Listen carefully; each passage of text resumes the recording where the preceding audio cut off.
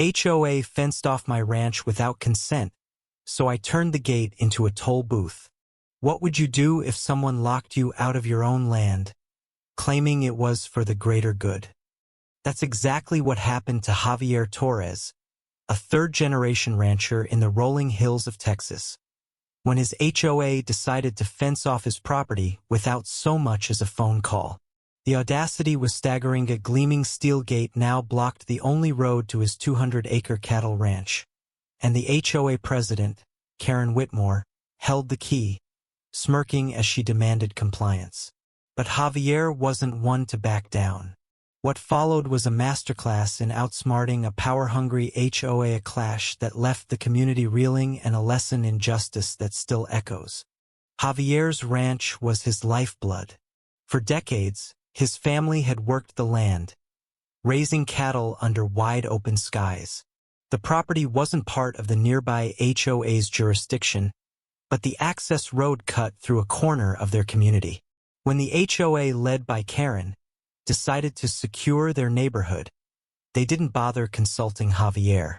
One morning, he woke to find a chain-link fence slicing across his road, a padlocked gate standing like a smug sentinel. A note pinned to it read, "Contact HOA for access. Fees apply." Fees? For his own land? Javier's blood boiled. Karen, a real estate agent with a penchant for control, had spearheaded the project, claiming it was to protect property values. But Javier saw it for what it was, a power grab, pure and simple. He tried reasoning first. At the HOA meeting, he stood before a room of manicured lawns and judgmental stares, explaining that the road was his legal right-of-way, deeded to his grandfather decades ago. Karen, perched at the head of the table, waved away his concerns.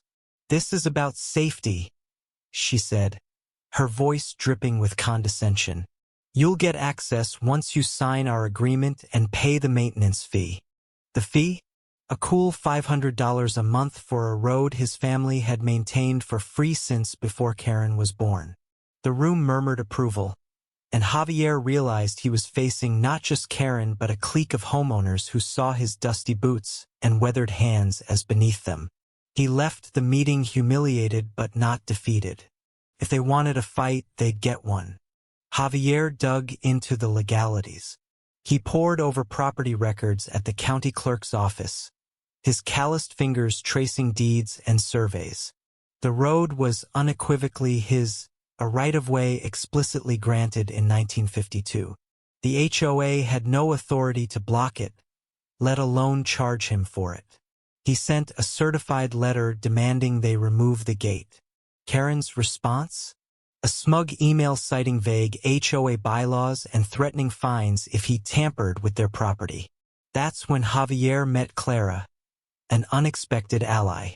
Clara was a retired paralegal who'd moved to the neighborhood to escape city life, only to find herself at odds with Karen's iron-fisted rule.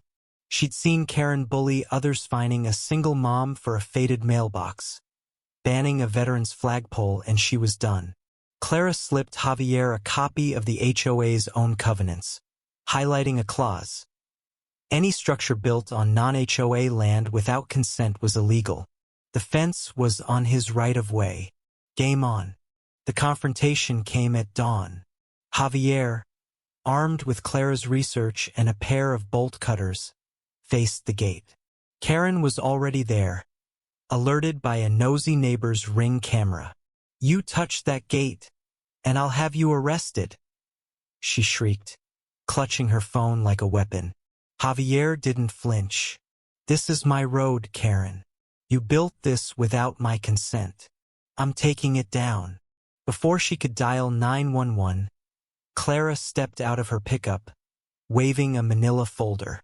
"Karen, you might want to read this," she said, handing over the deed and covenants.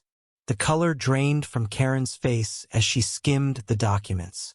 The crowd of homeowners gathering behind her began to whisper. Javier didn't cut the gate knot yet. Instead, he saw an opportunity. If Karen wanted to play gatekeeper, he'd turn the tables. By noon, Javier had transformed the gate into a toll booth. He set up a folding table, a handwritten sign reading Torres Toll Road, $20 per vehicle, and a cash box. The road was his. After all, why not charge the HOA for using it? Neighbors were furious, honking as they lined up to access their cul-de-sac. Karen stormed over, demanding he stop. "This is extortion," she yelled. Javier leaned back in his lawn chair, tipping his hat. "No, ma'am. This is business. You locked me out, so I'm charging for access. Fair's fair." Clara, now his unofficial PR manager, recorded the exchange, posting it to the neighborhood's X page. The video went viral, racking up thousands of likes and comments cheering Javier on. "Get cowboy," one user wrote. The twist? A local news crew, tipped off by Clara, showed up, cameras rolling as Karen sputtered excuses. The HOA's downfall was swift. The viral video drew scrutiny, and the county sheriff's office got involved. A deputy confirmed Javier's right-of-way, ordering the gate removed or face charges for trespassing. Karen tried to rally the HOA board, but Clara's folder had already circulated among the homeowners. Many, fed up with Karen's overreach, turned on her. At the next meeting, the room was packed not with her supporters, but with neighbors demanding answers. Clara took the floor, revealing Karen had misused HOA funds to build the fence, bypassing a vote.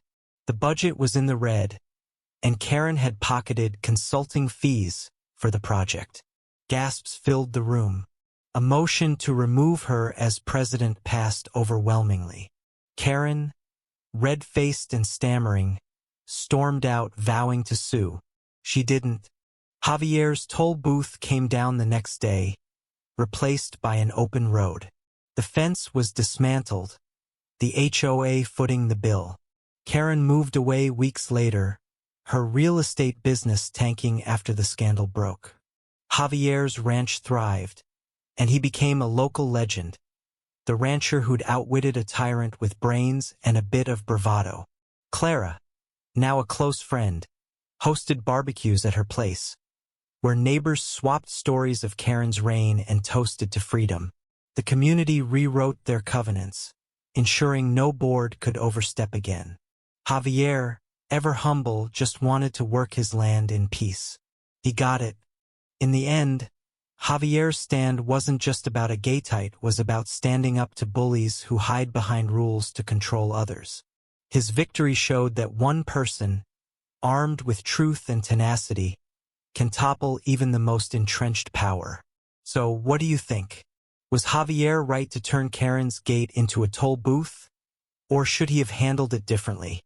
Share your thoughts. Where do you draw the line between fighting back and playing fair?